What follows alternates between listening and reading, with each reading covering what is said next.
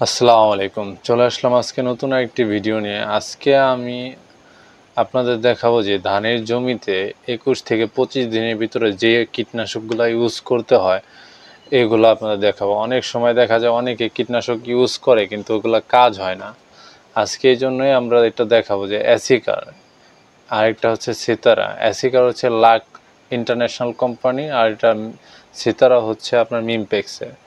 আপনার এছাড়াও অন্য কিছু কীটনাশক আছে, ওই ওষুধগুলো ইউজ করলেও ভালো কাজ করে। আমরা এখন একটু কড়া ওষুধটা দিচ্ছি, মূলত কারণ হচ্ছে এই সময়টা একটু পোকার আক্রমণ বেশি, এই জন্য এই ওষুধগুলো ইউজ করছি। পরবর্তীতে যখন 40 থেকে 45 দিন বয়স হবে তখন মাজরা পোকের যে ওষুধটা ইউজ করব, ওটা হচ্ছে সিনজেন্টা কোম্পানির ইনসিপিও ওষুধ।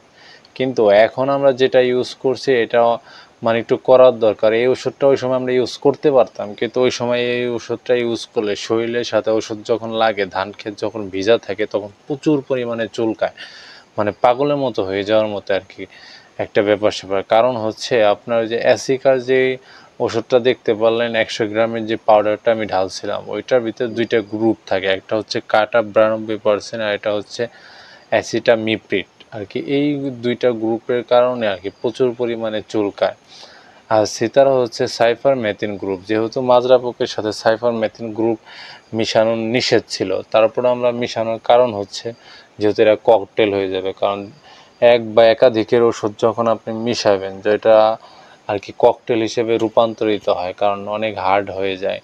যেমন সিতারায় আপনি ক্লোরোপাইরোফিন আর সাইফারমেথিন দুইটা গ্রুপ কিন্তু মিশানো যায় বলে ওরা মিশাইছে। আর আপনার পাউডারে দেখছেন যে দুইটা গ্রুপ ছিল, অ্যাসিটামিপ্রিড আর কাটা, মোট 4টা গ্রুপের ওষুধ একসাথে মিশায় আর কি আমরা এই জমিতে ইউজ করতেছি। কারণ আমাদের যে ধরনের যে পোকামাকড় ছিল সমস্ত পোকামাকড় মারা যাবে, যাতে নাকি 100 থেকে 100ই কাজ হয়, যাতে কোনোভাবেই আমাদের যাতে নাকি পোকার আক্রমণ না করতে পারে মিনিমাম 15 থেকে 20 দিনের ভিতরে। কারণ আমরা 40 দিনের সময় আবার আর একবারই ওষুধ ইউজ করব মাজরা পোকের জন্য, তাছাড়া আর কোনো ওষুধই আমাদের ইউজ করতে হবে না। আর কারেন্ট পোকের জন্য আমরা ইউজ করব 60 দিনের পরে যায়, যাতে নাকি আমাদের কারেন্ট পোক মানে এক কথায় শোষক পোকা আর কি ধানগুলা শোষক না খেতে পারে। এইভাবে আমরা ওষুধ ইউজ করতে থাকবো।